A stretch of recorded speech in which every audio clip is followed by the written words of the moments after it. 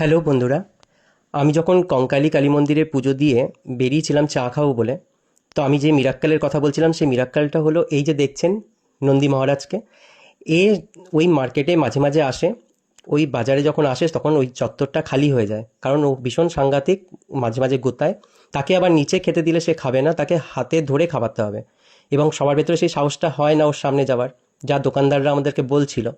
তো আমার মনে বিশ্বাস ছিল এবং আমি সবাইকে বলছিলাম যে মহাদেবের আমি ভক্ত, তো ও আমার কাছে আসবে, ও এসে আমাকে পেছনে ধাক্কা মারবে এবং আমি তারপরে খাওয়াবো।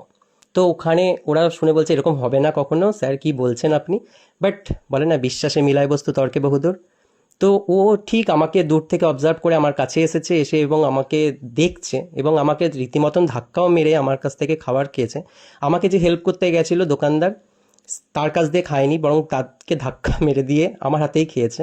তো ভালো লাগছিল এইটা দেখে, যে ও মানে ও যখন খাওয়াচ্ছি আমি ওকে, ও তখন খেতে খেতে ওর নিচের কুকুররা এসেছিল। সব কুকুররা এক জায়গায় স্ট্রিট ডগ ওখানেকার, ওরা এসে ওর তলায় দাঁড়িয়ে খাচ্ছিল, তাদের কাউকেও আঘাত করেনি, কাউকে ধাক্কা দেয়নি। ইভেন আমার ভেতরে একটু তো ভয় লাগছিল, কারণ সবাই যেভাবে ভয় দেখাচ্ছিল, আর সত্যি দেখছি কেউ দূরে দূরে দাঁড়িয়ে আছে, কেউ সামনে আসছে না। তো আমার কাছে তো একটু কিন্তু আমার একটাই তো বিশ্বাস যে মহাদেবের ভক্ত আমি।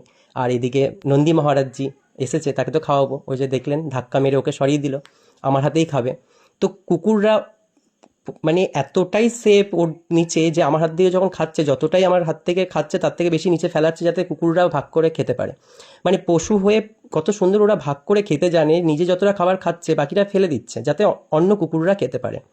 আর আমরা মানুষরা ভাগ করতে গেলে অনেক সময় ভাবি, অনেক সময় আমরা হিংসক হিংসুক হয়ে উঠি, কেন আমরা দেবো? কিন্তু দেখুন, ভাগ করে খাওয়ার মধ্যে মজাই আলাদা। সত্যি এদের